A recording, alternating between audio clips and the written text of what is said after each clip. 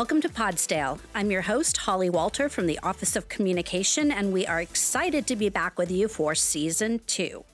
You know, before we launched this season, we surveyed listeners to find out what they liked and what we could improve upon on our podcast. We will take that feedback, and you're likely to see some slight changes and new additions to our episodes this season. To kick off Season 2, we are going to talk about a week in Scottsdale that's like no other. Of course, I'm talking about the WM Phoenix Open, which just wrapped up on February 13th.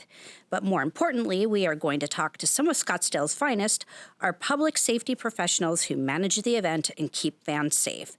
But first, let's check in with Stephanie Harada for this episode's Fast Five. Hi, I'm Public Affairs Specialist Stephanie Harada with 5 fast things happening around the city you need to know. Starting us off at number 5, Scottsdale is seeking your input on the Old Town Plan and Zoning Ordinance updates. 3 2-hour open house sessions will be held Monday, March 7th at the Community Design Studio. Each session will cover topics such as open space, building height, mixed-use development, bonus provisions, and discussion groups to collect public input. If you can't make one of the sessions, the city has also created an online self-guided open house. To find out more or register for a session, visit scottsdaleaz.gov and search Old Town Updates. Coming in at number 4, City Council has appointed Marion T. Bayardi as Scottsdale's next presiding judge. Bayardi holds a Juris Doctorate from the University of Arizona College of Law and has more than 30 years of experience in the legal field. She will step into the role currently held by Judge Joseph Olkavaj, who is retiring after 42 years of service in Scottsdale. To learn more about Scottsdale City Court, visit scottsdaleaz.gov and search City Court. Looking for a rewarding part-time job? Then our number 3 spot is for you.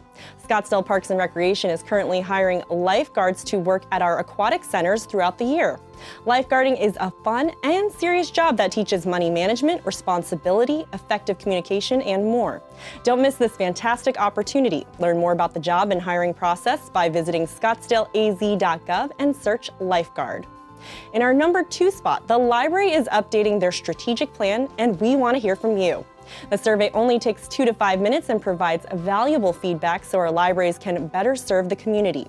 Those who complete the survey will be entered into a raffle to win an iPad mini. To take the survey, visit scottsdalelibrary.org. Finishing off the list at number 1, we want to welcome our new Diversity Program Director, Jackie Johnson. Prior to joining the city, Jackie's career has been focused on equitable access in municipal government and education. In her new position, she will set the strategic direction for Scottsdale's DEI initiatives, integrating diversity with the city's core mission and values. Welcome, Jackie. We're so happy to have you on board. And that's our Fast 5 for this episode of Podsdale. Got something for a future Fast 5? Tell us by emailing communications@scottsdaleaz.gov. I'll turn it back over to you. Holly? Thanks, Stephanie. So we're very pleased to have 2 of our public safety representatives in the studio with us today. We have Sergeant Kevin Kwan with the Scottsdale Police Department and Captain Dave Folio with Scottsdale Fire Department. We were able to catch up with them now. They've had an opportunity to take a breather following one of Scottsdale's most recognizable events, the WM Phoenix Open, and they're here to talk to us about it today and what they do to keep all of the attendees safe while they're out there having fun. So welcome to both of you. Thank you. Thank you. I'll start with you, Sergeant. Why don't you give us a quick overview of how long you've been with the police department and a little bit about your career history? So I just passed 14 years with here, and I started on patrol. I actually went to computer crimes, doing digital forensics, and then I promoted to sergeant, and I've been in the PIO role for just over a year now. So it's been exciting, really cool to be a part of a ton of investigations, and now to be part of this unit that our chief created, where it's outreach and getting our message out to the public and to our internal partners. Mm-hmm. And so for those not familiar with the PIO role, you serve as the department spokesperson, essentially, and work with the media, communicate what the department is doing. Absolutely, yeah. So we deal with anything that comes in from media questions and our communication from our internal partners, external partners, social media, all that stuff that we deal with. Great. Now, Captain Folio, let's get a brief background on your history with the department. Yeah, so I've been on the department for over 27 years. I was initially with the department that was before Scottsdale transferred over, and I'm currently working on Northeast Deputy, and that's kind of a dual role where we play as a safety officer, command officer on the battalion ride, and we also fill in as public information officer on those large incidences. So we can, once the incident is stable, we can step away and kind of fulfill the roles of the public information officer. I've been really lucky in the past probably 7 years now. I've been the public information officer for the WM Phoenix Open. And so exciting this year. Well, yes, let's talk about the greatest show on grass. I think a lot of people were excited to be back, and that was really apparent during that week. Let's talk a little bit about the attendance numbers to start. Yeah, I would say Monday. It started Monday. Actually, it started Saturday night because we did the concert in the Coliseum at the 16th hole. I've never seen so many people in the Coliseum. That's an epic hole. It's iconic. It's where the hole-in-ones take place, which we'll talk about here in a little while with Sergeant Kwan's moment. But what a great way to start it. So Saturday night went off without a hitch. Believe it or not, we only had 3 calls for service that night. So you put that many people in a venue to watch a concert. It's their first time. We had 2 trips and 1 heat exhaustion, and that was just from the buildup. It was cold in the morning, hot in the afternoon.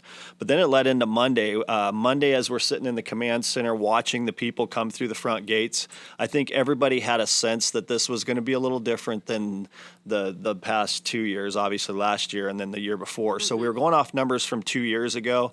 And then 12 o'clock hit, and we started running calls, and we quickly upstaffed. So the big thing with this is being in the unified command system with all the players is we were able to adjust on the fly, and we were ready for that. For instance, we had, I think, 2 carts up that day, and quickly realized we needed to bring outside services in to help us with that, and then we upstaffed the rest of the week. Okay.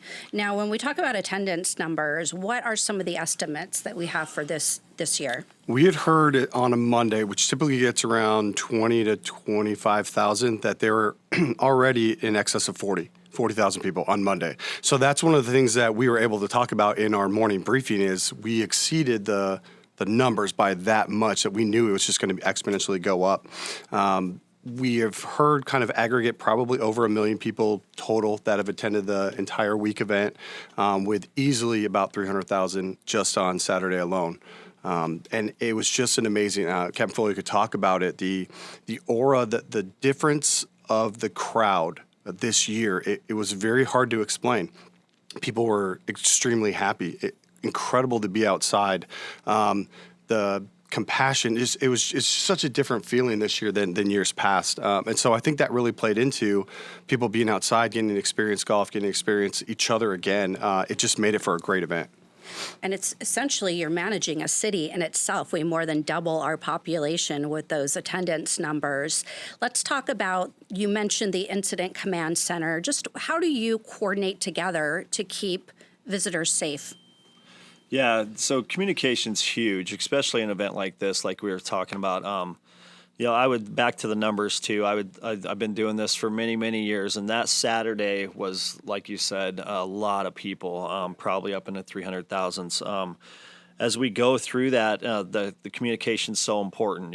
Everybody's sitting in the command center, all egos put aside, see something, say something, and not afraid to bring up the little things from a trip hazard all the way up to something with our hazardous materials teams, and like you said, I did a lot of media this week. We probably did 18 live shots. I would go over to the set of Channel 3 and do a live shot there every afternoon at 4 o'clock to kind of give a recap and a behind the scenes of public safety. So one of the things that just grabs me every year is, on that day, Saturday, I think we had 52 calls for service, but we only transported 11 people because of the alternative care tent that we set up that we can talk about also, just to alleviate that. But communication, sitting in there and being willing to change it up like we did that Monday all the way through, learning Monday we need this, Tuesday we need this, leading all the way up to Saturday.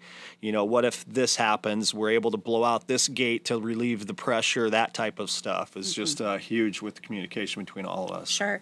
And fire essentially is staged to run medical calls. What are some of the things you see? Yeah, so every year, the PSA that I put out was heels. You know, people trying to wear the heels, coming in the front gate, walking from the main gate all the way to 16. You usually see them carrying the heels in about 5 minutes and then asking you for a Band-Aid. So that's one of the things. Trip hazards from the uneven surfaces out there. Heat this year was a huge thing because it was so cold in the morning, and then in the afternoon it heated up, and people weren't sure to tie their jacket around their waist, keep it on, sit out at greenskeeper, continue to take in a few beverages. So we really preached the wearing the comfortable shoes, the wearing the comfortable clothing, and along with that, hydrating the day before you came out to the open was huge this year. And like I said, with all the media we got, I think we were able to get that message out.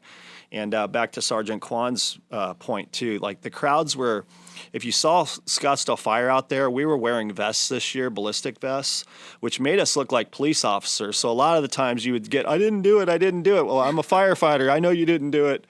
But anyways, I think that was a sense of kind of what was going on the past year and the vibe of just the whole country in general.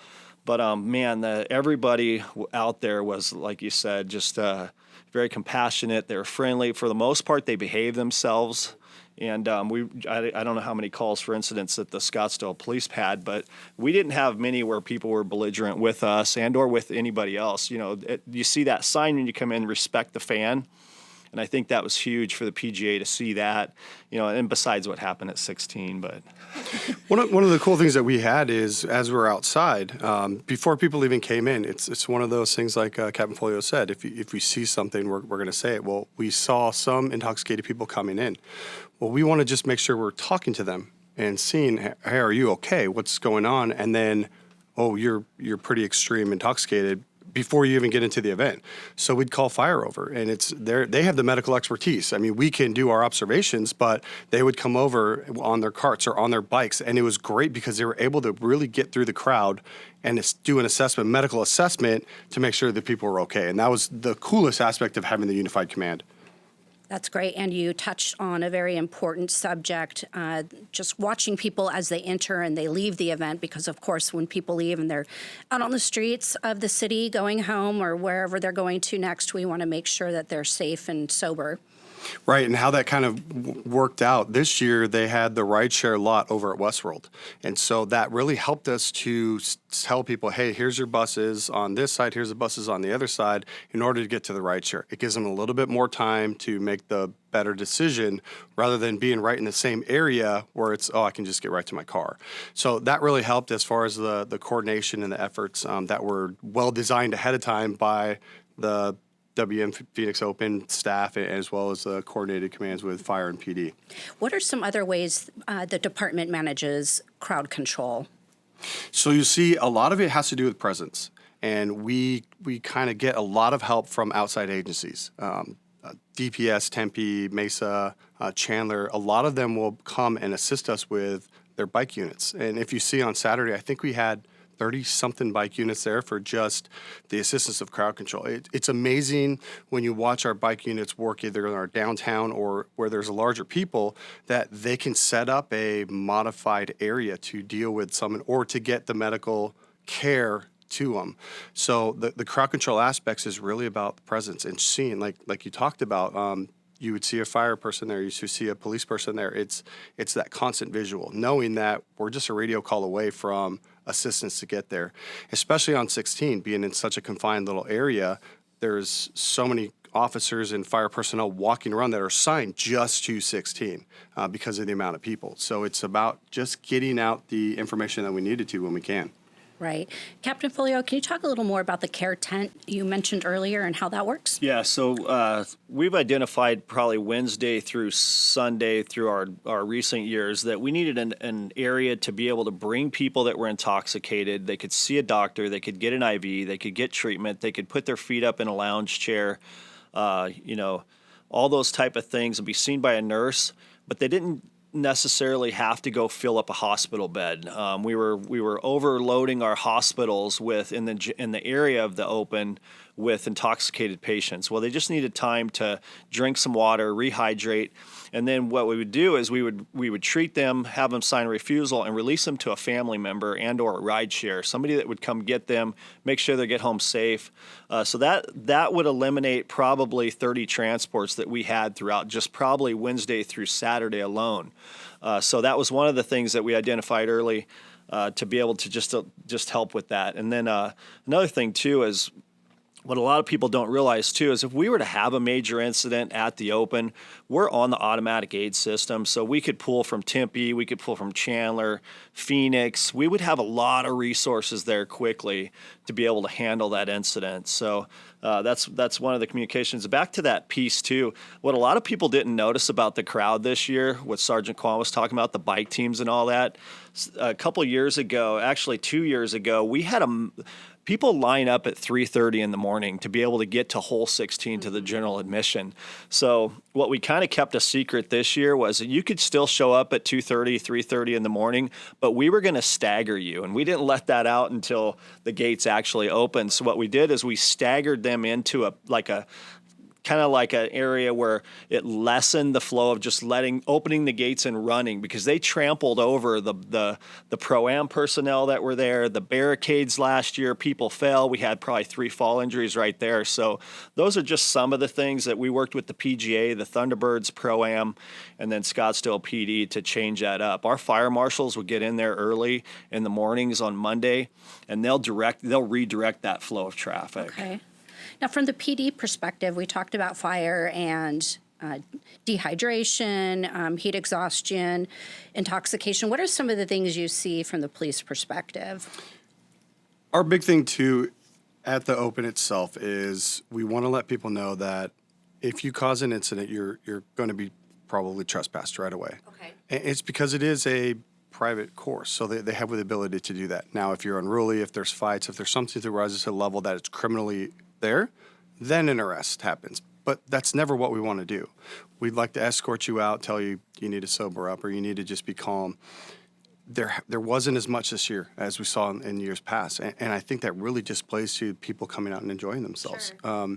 So our whole thing is making sure that people are being safe. As Captain Folio said about we affectionately call running to the bulls, but the Breakfast Club people on Saturday morning, it was fantastic. The way that everybody, volunteers, the fire department, the whole tournament, and the PD came together to guide people where to go in the safest manner.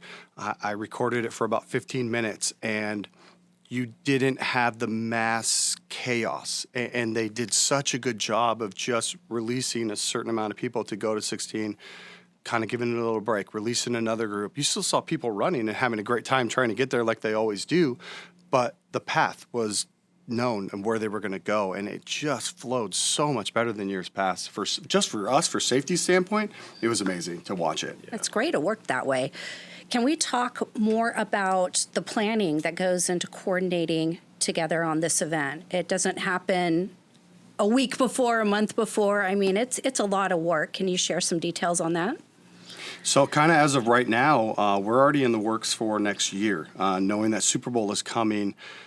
The Super Bowl, Chief always likes to talk about, the Super Bowl game is in Glendale, but everything happens in Scottsdale.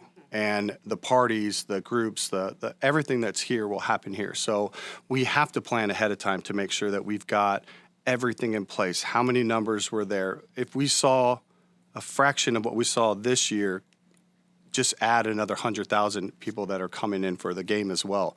So it's always in the works. We plan months in advance, and right now it's already started. We have multiple meetings with all of the partners that are involved in it to make sure that we're all on the same page. There's notices that go out, hey, this is what we've had, this is what we thought about, and then it just keeps flowing through.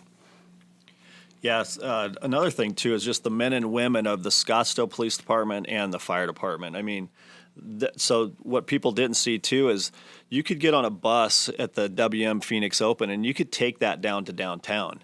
So we had to upstaff downtown along with a normal staffing of our fire trucks out in the field, an all hazards fire department being fully staffed, And then just the men and women of the Scottsdale Fire Department and police stepping up to say, hey, I'll work that night shift because I know those units down there are going to be busy. I flew a drone, and I went down there. I got there probably at 9 o'clock, and I've never seen the traffic and the congestion. People coming into the Scottsdale area because we've revitalized our downtown district, and people are loving going down there.